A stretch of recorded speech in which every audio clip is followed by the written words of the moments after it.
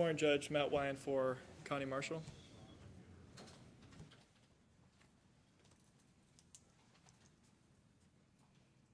I got him right there. Okay. Hello, Ms. Marshall. Did you, Ms. Marshall, Mr. Wyan, you can jump in anytime you want. Ms. Marshall, did you meet with, I can't remember her name. Did you meet with somebody? Dr. Smedley? Yes. Yes, I met with her, and again, I want to state that there was no reason for me to meet with her because I don't have any psychiatric or psychological problems, and because I filed a document in here from Social Security, which I do receive disability for frequency devices and neurological problems, was not required to see a psychologist or psychiatrist. I don't understand why I was sent to her in the first place. Yeah, and I know you've stated that numerous times, and So I filed today in the case my second motion to dismiss this case with prejudice because the delay of a speedy trial has violated my constitutional rights. I started coming to this court on June 28, 2012. The witnesses have never shown up. There's no criminal complaint in the case. On April the 9th, the record was missing because you stated yourself on the record that you did not start the recorder, so I could not appeal what you stated on that date, which I wanted to appeal. I could not appeal it.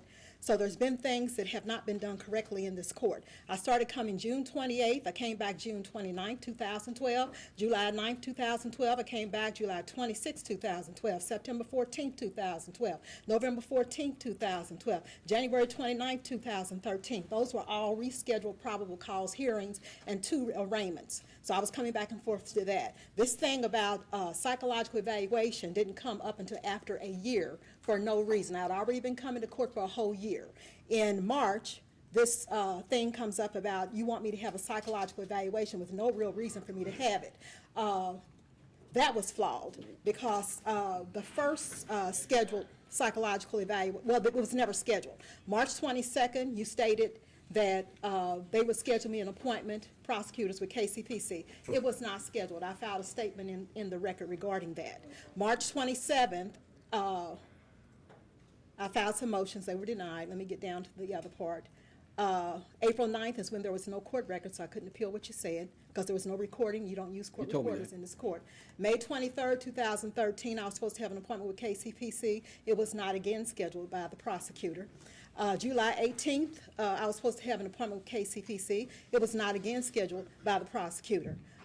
September 26th, when I came back to court, when I talked to KCPC, they stated no one contacted them. They didn't contact Ms. Smedley until, and this is important, they did not contact Ms. Smedley until September 23rd or 24th. So I'm trying to figure out how was Ms. Smedley contacted? Was she contacted off the record? Because KCPC did not contact her. When I contacted them, they said we have several doctors that we use, and they had not contacted her. She said, I'm going to send your paperwork over to her now. I did put that transcript in the case, and I taped all of my phone calls because of the death threats that I received from the police, which have been turned over to the FBI, the United Nations, and the Inter-American Commission on Human Rights. So I did tape everybody, and that is in the case. So that's why I'm filing this motion to dismiss this case with prejudice because the delay of a speedy trial has violated my constitutional rights. I've been coming to court now for 14 months.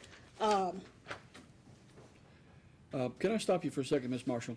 Mm-hmm. Okay, and this is good because we are, in fact, on the record today. Now, Mr. Wyan, this is Ms. Marshall's motion. Did you participate in preparing that motion? I did not, Judge. And that's fine because Ms. Marshall's been litigating this case, been processing this case herself for really some time. So today, your motion to dismiss based on a speedy trial or second motion to dismiss. The second motion to dismiss. First speedy trial motion was filed back in June. Yes, and that was overruled in June. This Right. one's going to be overruled today. We are on the record. You have a right to appeal this case. You need to get moving forward on your appeal, and that may be the place that you need to go. I'm not going to appeal it because I've been advised by attorneys online to keep it in here. So I'm going to keep it in here. Okay. And then also, I sent, as I stated, It I makes sent it it real to the difficult Inter-American because- Commission on Human Rights. And that's good. Now, have you got any feedback from the United Nations or? Yes, they gave me a case number, and it's Excellent. gone before the commissioner. All right.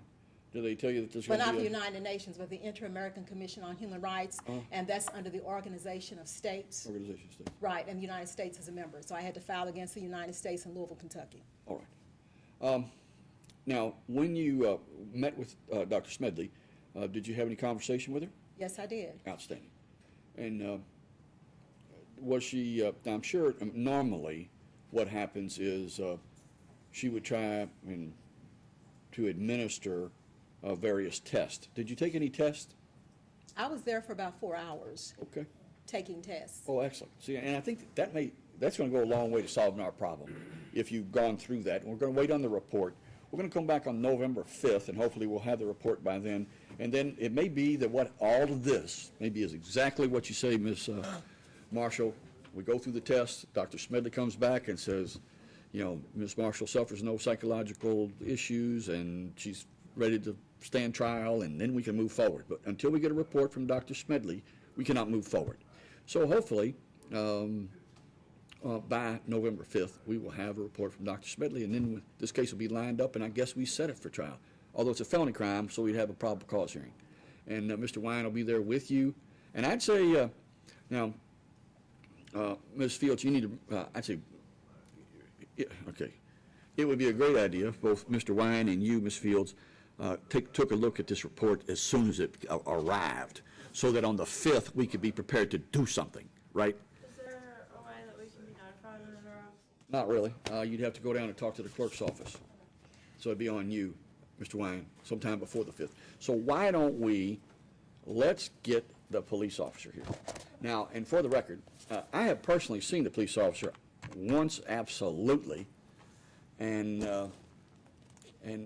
maybe 2 times in this, but the case has never been ready to process until we get through this. And part of it was, early on, you were represented by Mr. Shadd, and he was always showing up at 12:10, and we weren't going to be able to do anything on the day because we couldn't get everybody assembled.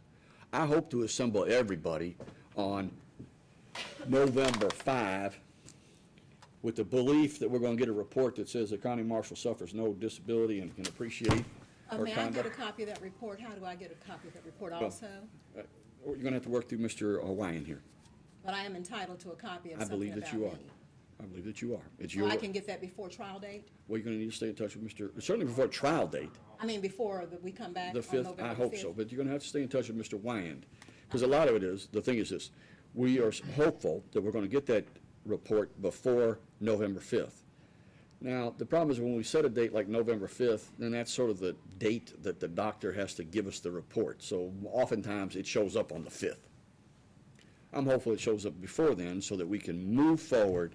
I want to move this case forward as well. I hope so too, because it's destroyed my reputation. I was interested in politics. I did run for mayor a couple of years ago.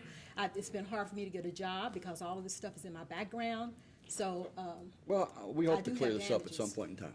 Judge, just for the record, there are 2 cases. Uh-huh. Do you want officers here on both of them? or The just other one's just a one? misdemeanor. I'm not, that's really, and it's unconnected. You know, they're not of the same transaction or, I just wanted to. so I think just for the felony crime, Okay. for the felony crime is what we want the police officer for. Okay. And I think that's, is that Brandon Hogan? yes, and Justin Pickett. I don't know who they are, and Ms. Fields will have to figure that out.